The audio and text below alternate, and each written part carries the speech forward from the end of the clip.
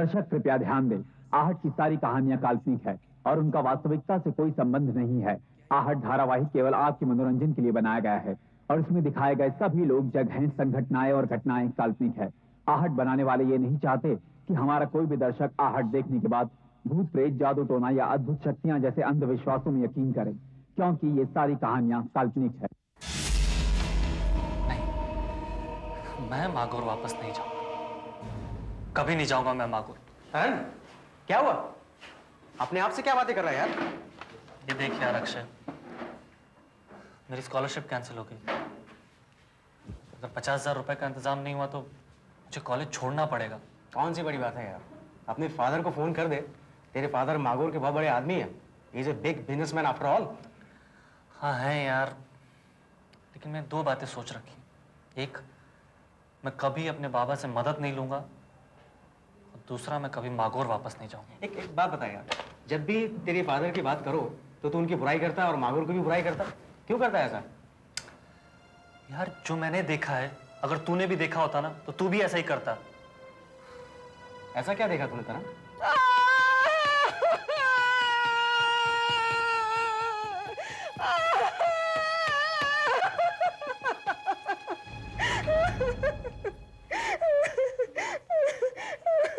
क्या हुआ?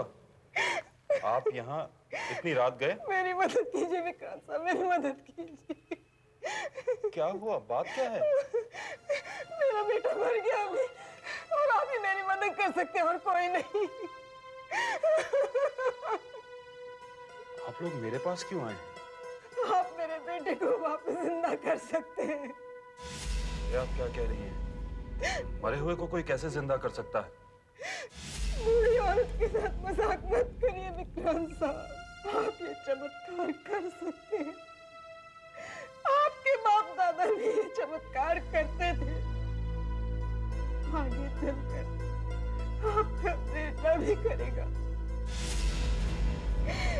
उसे वापस जिंदा कर दो। मैं आपके आगे हाथ जोड़ती हूँ।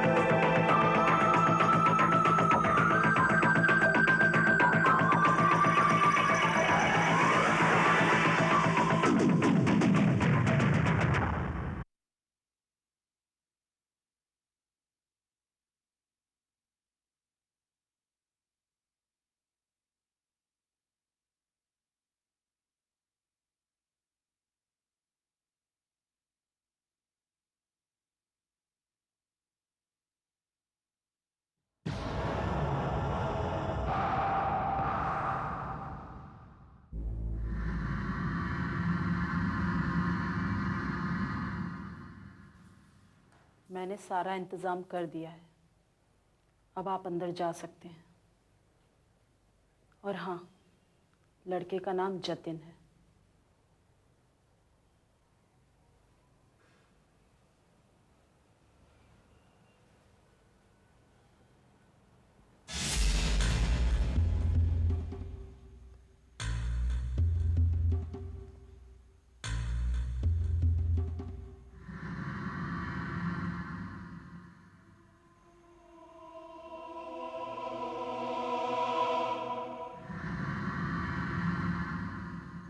जतिन, तुम अपनी माँ को छोड़कर बहुत दूर चले गए हो। तुम्हें वापस आना होगा। वापस आना होगा तुम्हें।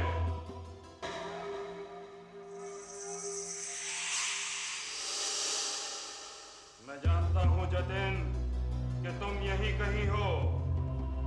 तुम यहीं मरे थे। तुम्हारी आत्मा भी अभी यहीं है। अगर तुम मेरी आवाज सुन रहे हो तो बताओ मुझे इशारा दो जतिन। बताओ मुझे कि तुम कहां हो।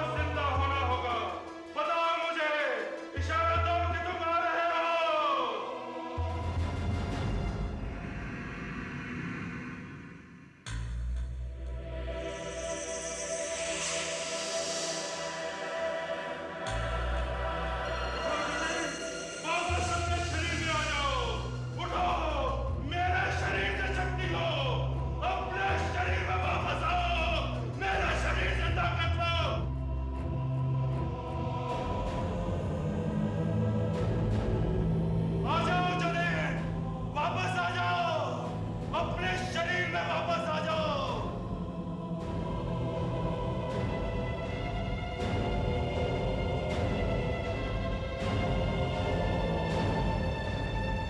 आ जाओ जतिन, तुम्हें जिंदा होना है।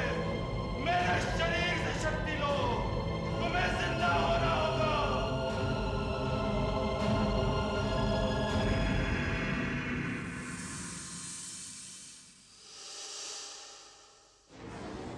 मैं चाहता हूं जतिन, जैसे ये मोमबत्तियां जल उठी है, तुम भी जिंदा हो जाओ। जिंदा हो जाओ जतिन, जिंदा हो जाओ।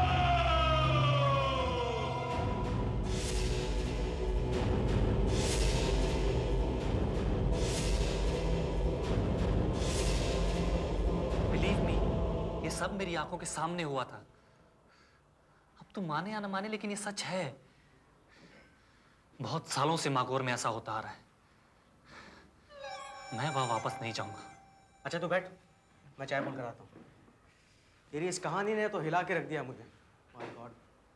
पढ़ाई के लिए कुछ भी करूंगा मैं, कुछ भी, लेकिन मागोर वापस नहीं जाऊंगा। यही तो मेरा इक्का है। देखिए, मुझे समझ नहीं आ रहा आखिर आप लोग चाहते क्या हैं। मेरे मागोर का होने या न होने से आप लोगों को क्या फर्क पड़ता है? फर्क? बहुत फर्क पड़ता है। शायद तुमने अखबार में पढ़ा होगा कि एक हफ्ते पहले माउंट एयरवेज का एक प्लेन क्रैश हुआ था, जिसका फ्लाइट नंबर था MA11A2, जिसमें 232 लोग मारे गए। खैर, अपनी तो लाइफ बन गई। ये मधु सन्याल का नाम सुना है?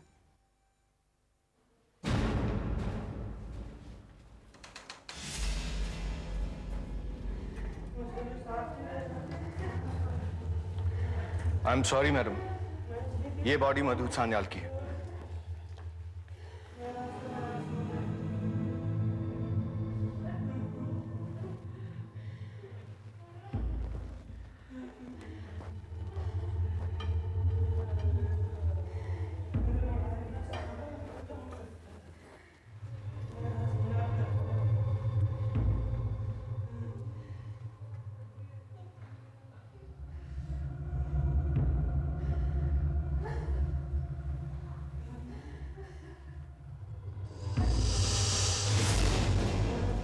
मधु, हे मधु, बेटा मधु, सो रहा है मेरा बेटा। शोर मत करो, मेरा बेटा सो रहा है।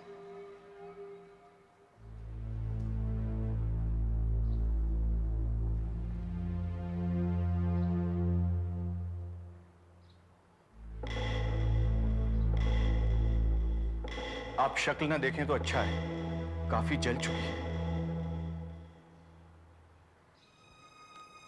कैसी बातें करते हैं आप?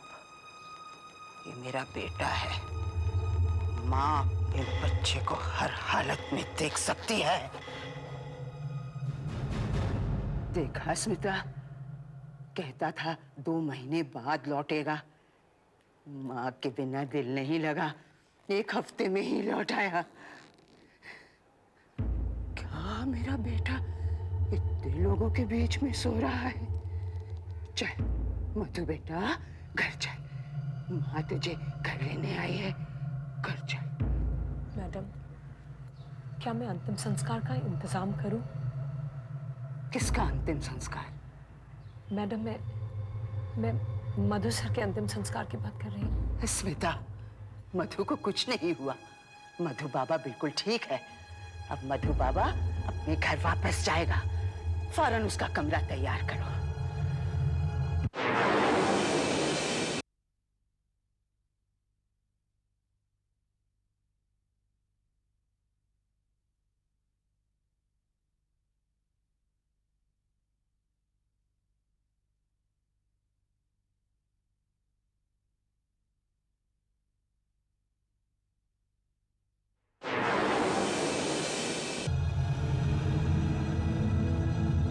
मैडम मुझे कुछ समझ में नहीं आ रहा है, आप ये सब क्या कर रही हैं?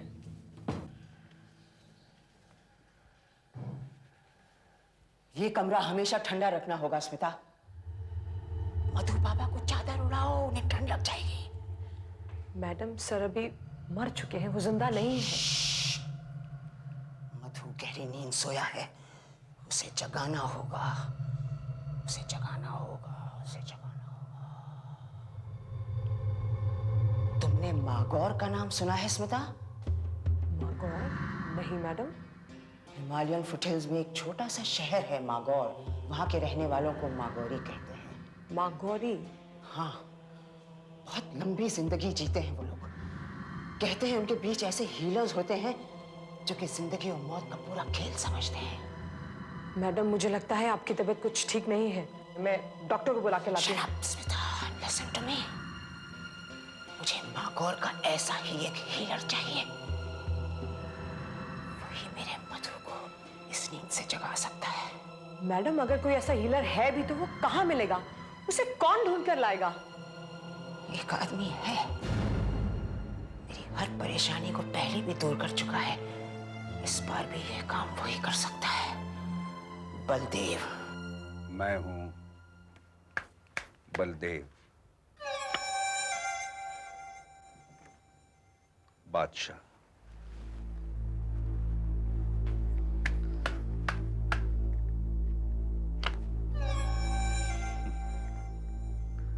ये है सुधा जी, जोकर।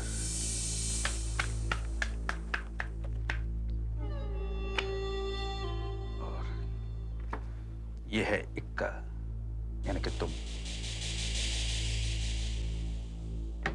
मैं कुछ समझा नहीं। समझाता हूं। जब मैं और रमेश सुधा जी के पास गए, क्या है सुधा जी, काम बहुत ही मुश्किल है। काम आसान होता तो तुम्हें नहीं बुलाती बलदेव। मैं तो अपनी पूरी जान लगा दूंगा। ये तो मेरे लिए छोटे भाई जैसा था। ये तो मेरा फर्ज बनता है कि मैं इसके लिए कुछ करूं। तो जल्दी से जाकर किसी ऐसे आदमी को लाओ जो मागौर का रहने वाला हो। क्या है सुधा जी, मैं जरूर जाता, लेकिन उससे बेहतर ये होगा कि हम किसी को वहां पे भेजें ताकि। हाँ मैडम, क्योंकि किसी को भेज के ये पता करना ही पड़ेगा कि ये सब कौन जानता है करना। अब मैडम वहाँ आना जाना, रहना खाना। पैसे चाहिए ना तुम्हें? आओ मेरे साथ।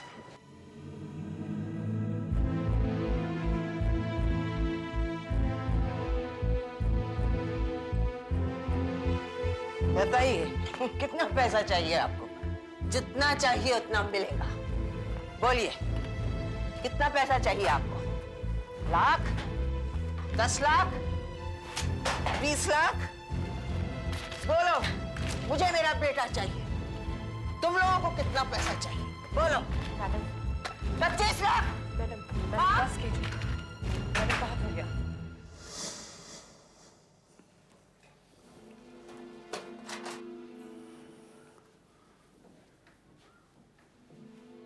मधु बाबा, जो भी हुआ अच्छा नहीं हुआ, लेकिन मैं तुम्हें वापस लाकर ही रहूंगा। मधु बाबा, तुम्हारे मरने से तो हमारी लॉटरी निकल आई है। जब तक तेरी लाश रहेगी, हमारे पास कैश रहेगी।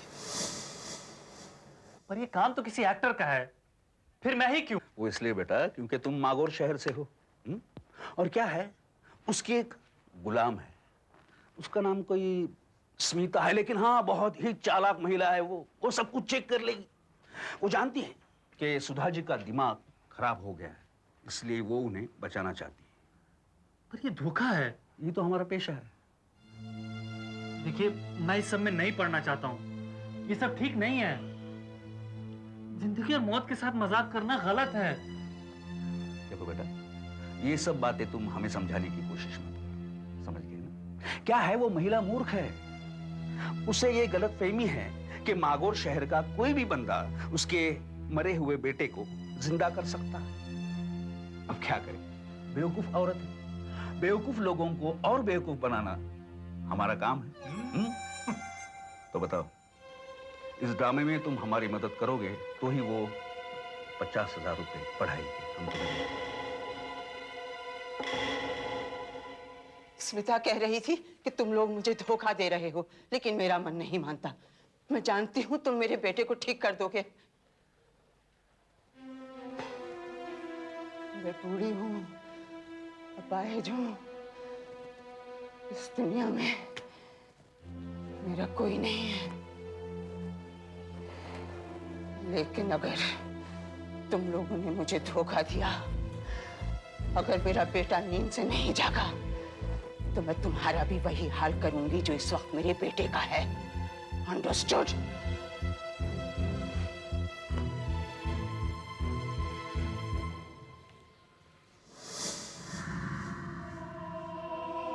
तरण, अंदर आओ। ये देखो मेरा बेटा कैसे सोया हुआ है बर्फ की सिल्लियों पर। इसे जगाओ, जगाओ इसे। ड्रामा ढंग से करना। जा, जा।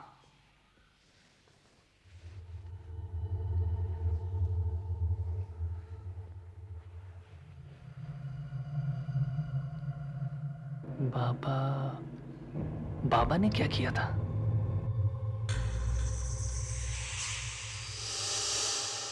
वापस आ जाओ मधु, तुम अपनी माँ को छोड़कर नहीं जा सकते, तुम्हें वापस आना होगा।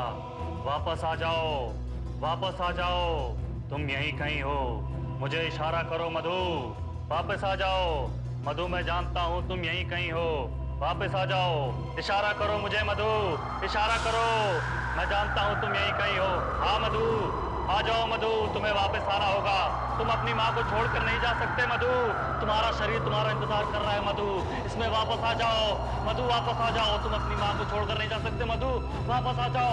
मधु वापस आ जाओ, तुम्हारा शरीर तुम्हारा इंतजार कर रहा है मधु, इसमें वापस आ जाओ मधु।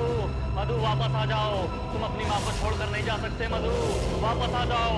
मैं जानता हूँ तुम यहीं कहीं हो मधु, वापस आ जाओ। इशारा करो मधु, मधु इशारा करो मुझे।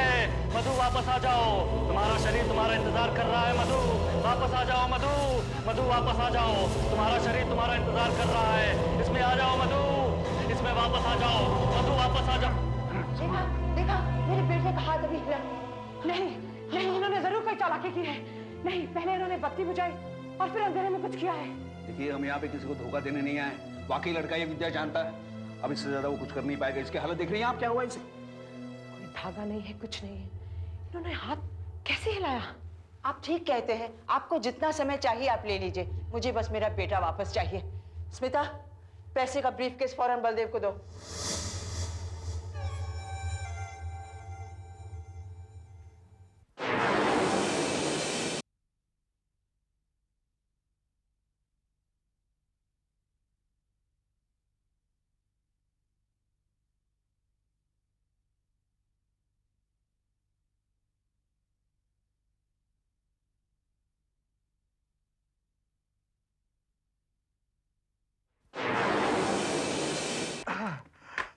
क्या बात है? अरे एक हाथ हिलाने के इतने सारे रहते, आखिर तूने किया क्या हुआ? मैंने कुछ नहीं किया, मुझे तो मालूम ही नहीं है सब कैसे हो गया। अरे ये क्या हुआ? ये अचानक लाइट कैसे चली गई? ये संभालो तुम, मैं देख के आता हूँ। संभाल के।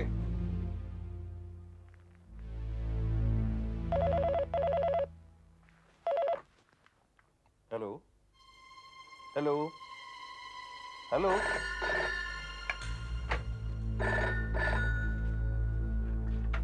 हेलो हेलो हेलो, अरे कोई बोल क्यों?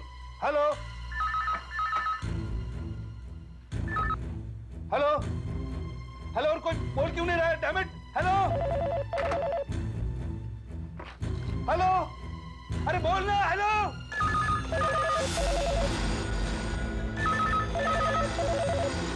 हेलो,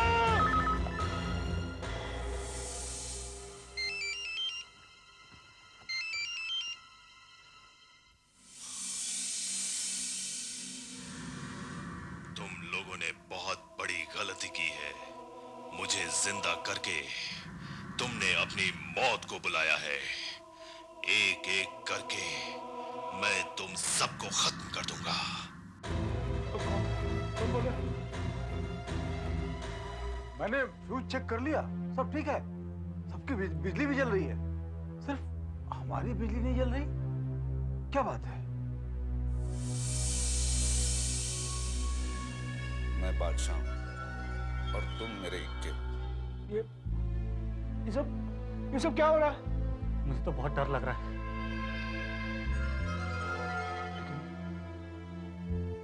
ये धमकी किसने दी होगी? नंबर चेक करता हूं।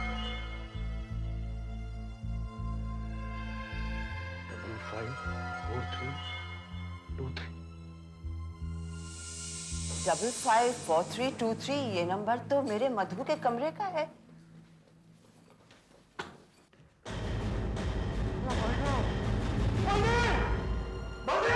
क्या हुआ? क्या? मधु? लाश कहाँ गई? स्मिता, मेरा बेटा ठीक हो गया। मेरा बेटा ठीक हो गया।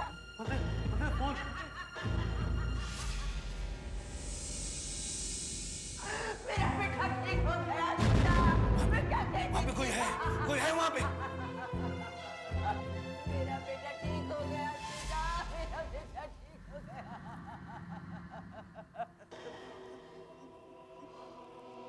ओह माय गॉड, मुझे ऐसा नहीं करना चाहिए था। वो सच में जिंदा हो गया।